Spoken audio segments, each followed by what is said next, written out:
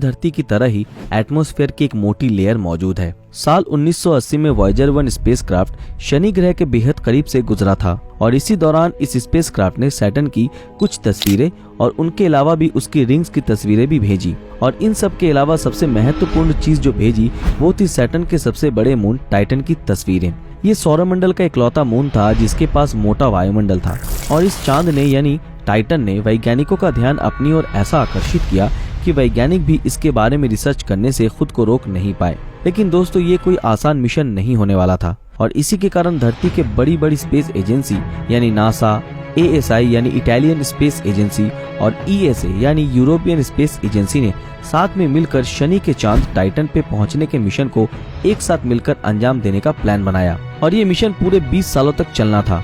इस मिशन में हम इंसानों ने बहुत करीब से शनि ग्रह को देखा और इस मिशन की जो सबसे खास बात थी वो ये थी कि हम हमारे अपने चांद को छोड़ किसी दूसरे प्लेनेट के चांद पर लैंड होने वाले थे। एक ऐसा मून जिसके अंदर की दुनिया कैसी थी ये कोई नहीं जानता था, जिसके अंदर कुछ भी हो सकता था। घने बादलों से ढका ये चांद हमारे लिए क्या क्या रहस्य छुपाए हुए था ये कोई नहीं जानता था। तो दोस्तों आखिर इस मून के अंदर क्या क्या मौजूद थे और ऐसी क्या खास बात थी कि साइंटिस्ट इस टाइटन ग्रह पे धरती के बाद जीवन होने के आसार जताते हैं, जिसके बारे में हम आज की इस वीडियो में चर्चा करने वाले हैं। तो हो सके तो हमारे साथ वीडियो के अंत तक बने रहें। टाइटन को एक और नाम से बुलाया जाता है और वो है प्लैनेट लाइक मून यानी ग्रह के जैसा चांद। और ये नाम इसलिए पड़ा क्योंकि हमारे सौर मंडल में मौजूद अर्थ और वीनस के बाद टाइटन ही एक लौता स्पेस ऑब्जेक्ट है जिसके पास ठोस सतह है और इसके पास वायुमंडल की एक मोटी चादर भी मौजूद है। अगर ये शनि ग्रह का चांद ना होकर सीधा हमारे सूरज को ऑर्बिट करता तो शायद आज मरक्यूरी, मार्स, जुपिटर, अर्थ की तरह ही टाइटन भी हमारे सोलर सिस्टम के प्लैनेट की लिस्ट में शामिल होता। लेकिन जो कि ये एक मून है इसलिए बाकियों से काफी अलग है। वैसे टाइटन का आकार बुध ग्रह और प्लूटो से बड़ा है और जुपिटर के मून गैनीमेड के बाद टाइटन ही हमारे सोलर सिस्टम का दूसरा सबसे बड़ा चांद है। आप ये जानकर हैरान हो जाएंगे कि टाइटन हमारे अपने चांद से 1.5 गुना ज्यादा बड़ा है और इसका डायमीटर 5150 किलोमीटर है और टाइटन का मास हमारे चांद से 80% तक ज्यादा है। वॉयेजर 1 स्पेसक्राफ्ट से भेजे गए टाइटन की तस्वीरों को देख वैज्ञानिक काफी ज्यादा उत्सुक हो गए और इसे एक्सप्लोर करने की ठान ली। इसी चीज को मद्देनजर रखते हुए अक्टूबर 15, 1997 के दिन कैसिनी-हुएगेन स्पेसक्राफ्ट को धरती से शनि ग्रह की ओर लॉन्च किया गया। अपने 7 साल के लंबे सफर के बाद कैसिनी स्पेसक्राफ्ट फाइनली 1 जुलाई 2004 को शनि के ऑर्बिट में दाखिल होने में कामयाब हुआ। कैसिनी के अलावा भी सैटर्न पे इससे पहले 3 और स्पेसक्राफ्ट भेजे जा चुके थे जो कि थे पायोनियर 1, वॉयेजर 1 और वॉयेजर 2 और इसी कारण शनि ग्रह से रिलेटेड काफी सारी जानकारी हमारे पास मौजूद थी जिनकी मदद से कैसिनी को वहां भेजने में काफी आसानी हुई। लेकिन इन सारे मिशन में ये सारे स्पेसक्राफ्ट सिर्फ शनि ग्रह के पास से होकर गुजरे थे, लेकिन कैसिनी पहला स्पेसक्राफ्ट था जो इसके ऑर्बिट में दाखिल होकर इसका ऑर्बिट करने वाला था।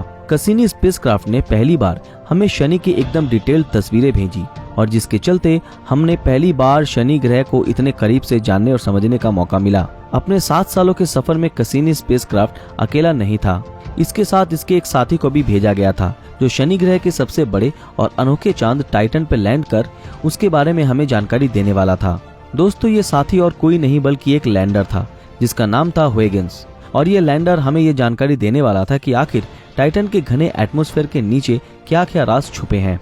वैसे कैसिनी स्पेसक्राफ्ट को नासा ने बनाया था और इसके साथ अटैच लैंडर हुएगेन को यूरोपियन स्पेस एजेंसी ने बनाया था और साल 2004 के अंत आते आते तक कैसिनी-हुएगेन टाइटन के ऑर्बिट में दाखिल होने में सक्षम रहा और 24 दिसंबर 2004 को हुएगेन लैंडर कैसिनी से डिटैच होकर टाइटन के अपने मिशन की ओर आगे बढ़ने लगा और साथ ही साथ कैसिनी स्पेसक्राफ्ट ने भी टाइटन के ऑर्बिट में रहकर उसके कुछ तस्वीरें हम तक भेजना शुरू कर दिया। लेकिन इन तस्वीरों में हमें टाइटन के घने बादलों के सिवा और कुछ भी दिखाई नहीं दे रहा था।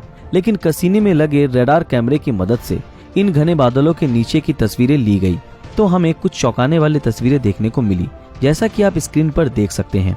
ये हल्के रंग के और गहरे धब्बे, लेकिन ये थे क्या? साइंटिस्टों के मुताबिक ये धब्बे समंदर और द्वीप के जैसे थे। हुएगेन प्रोब टाइटन के एटमॉस्फेयर में घुसते ही ESA को लगातार काफी सारी तस्वीरें भेजनी शुरू कर दी। टाइटन की डेंसिटी कम होने के कारण इसका ग्रेविटी भी काफी कम है और इसी के चलते इसका एटमॉस्फेयर काफी दूर तक फैला है। टाइटन का एटमॉस्फेयर इसके सतह से लगभग 975 किलोमीटर दूरी तक फैला हुआ है और फिर वो समय आया जब हुएगेन 6 किलोमीटर प्रति सेकंड की रफ्तार से टाइटन के एटमॉस्फेयर को चीरता हुआ इसकी सतह की ओर बढ़ता रहा। हैरानी की बात तो ये थी कि इस दौरान टाइटन के एटमॉस्फेयर के 500 किलोमीटर तक भी इसे सिर्फ घने बादल और धुंध ही देखने को मिले, और फिर इसके पैराशूट खुलते ही ये धीमी गति से सतह की ओर बढ़ता जा रहा था। और जैसे जैसे ये आगे बढ़ता रहा, हमें उतनी ही साफ तस्वीरें देखने को मिलती है। और हम क्या देखते हैं, छोटे छोटे पर्वत। इनके अलावा भी ह्यूगेन द्वारा भेजे गए तस्वीरों में टाइटन की सतह पे नदियों के जैसे आकार के प्रतिरूप देखने को मिलता है, ठीक उसी तरह जैसे हमारी धरती पे मौजूद है, जो कि काफी चौंकाने वाली बात थी। क्योंकि जैसा कि हम जानते हैं कि सूरज से 1.4 बिलियन किलोमीटर की दूरी पे ये टाइटन ग्रह स्थित है, और यहाँ का तापमान -179 डिग्री सेल्सियस के आसपास होता है। तो वहाँ इतने कम तापमान में लिक्विड फॉर्म में नदी और समुद्र हो पाना कैसे मुमकिन है। वैसे टाइटन के घने एटमॉस्फेयर में 98.4% नाइट्रोजन, 1.4% मीथेन और 0.1% हाइड्रोजन गैस मौजूद है। इसका मतलब ये कि अर्थ के बाद टाइटन ही एकलौता ग्रह है जिसका एटमॉस्फेयर नाइट्रोजन से भरपूर है। लेकिन बावजूद इन सबके वैज्ञानिक इसी सोच में डूबे थे कि आखिर टाइटन पे मौजूद नदियों में जो ये लिक्विड है वो आखिर है क्या, क्योंकि इतने कम तापमान में पानी का तरल रह पाना तो इम्पॉसिबल बात है। तो दोस्तों आपको बता दूं कि वैज्ञानिकों के उनके इस सवाल का जवाब उन्हें टाइटन के एटमॉस्फेयर से ही मिला, और वो ये था कि टाइटन के वातावरण में नाइट्रोजन के बाद मीथेन ही एक ऐसा एलिमेंट था जो अधिक मात्रा में था। और वैज्ञानिकों ने लेबोरेटरी में कई सारे एक्सपेरिमेंट करके ये बताया कि मीथेन जैसे कंपाउंड्स इतने कम टेम्परेचर में भी तरल रूप में रह सकते हैं। यानी इसका जवाब ये था कि टाइटन पे मौजूद ये नदियाँ पानी से नहीं बल्कि तरल मीथेन के बने हुए थे। जी हाँ दोस्तों, बिल्कुल सही सुना आपने, लिक्विड मीथेन। ये बात जानकर आपको हैरानी होगी कि हमारे सौरमंडल में टाइटन ही एक ऐसी जगह है जो काफी हद तक हमारे पृथ्वी जैसी ही दिखती है, जहाँ हमारे अर्थ की तरह ही नदी है, समंदर है, पहाड़ पर्वत भी मौजूद हैं, लेकिन दोनों का रूप और संगठन बिल्कुल भी अलग है। टाइटन की सतह मिट्टी से नहीं बल्कि बर्फीला हाइड्रोकार्बन और पानी से बनी है। यानी टाइटन पे मौजूद ये सारे पहाड़ पर्वत, मीलों दूर फैले रेगिस्तान, ये सब कुछ बस बर्फीले हैं। और टाइटन के इतने कम तापमान के कारण यहाँ पानी कठोर चट्टान के रूप में और मीथेन लिक्विड के रूप में मौजूद है। 14 जनवरी 2005 ये वो दिन था जब ह्यूगेन लैंडर टाइटन की सतह पर लैंड हुआ था, और लैंड होने के कुछ समय बाद तक इसने हम तक ये तस्वीरें भेजी जो कि आप अपने स्क्रीन पर देख सकते हो।